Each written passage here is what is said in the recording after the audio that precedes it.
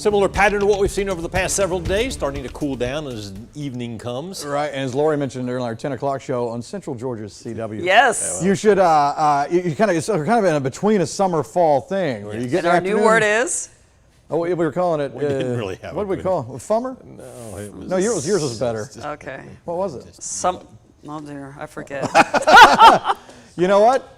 We'll think of another one. There's probably a better We're one. going to come up with that word. That's why Oh, they should have been yes. watching the CW. That's so they it. would- That's right. That's why you watch the CW. That's where the good stuff is. You would know that word.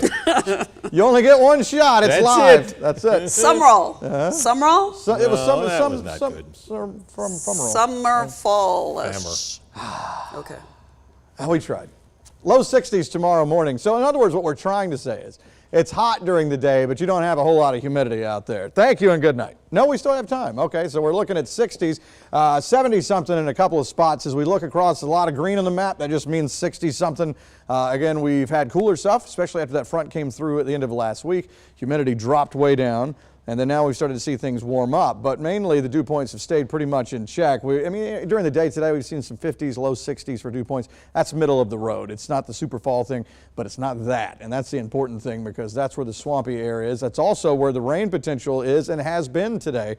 Southwest Alabama, Mississippi, on over Louisiana, places like that, where they're still in summer mode. They have the heat, mid-90s, humidity, heat index, well up in the upper 90s, and of course the rain too. So no thanks. But you know, it's still September, so we'll go back and forth before we settle on into the full fall thing. So there it is, Wednesday looking pretty quiet, but rain out west into those areas I was telling you about. As we get on into Thursday, still pretty quiet, maybe a few clouds.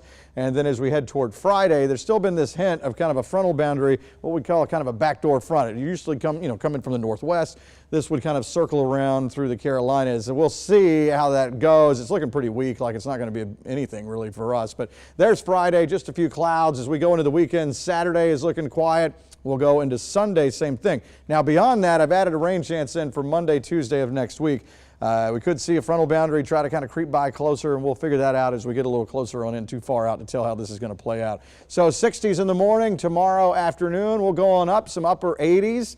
I wouldn't be surprised to see a 90, 91, if not tomorrow, Thursday. And then, of course, the all-important thing is the dew point map. And notice how all the swampy stuff stays out of reach. Will fluctuate sometimes where it's a little bit more humidity in the atmosphere. I don't want to say muggy, and then sometimes dry, but still not that super fall stuff just yet. And the 7-day doesn't show that.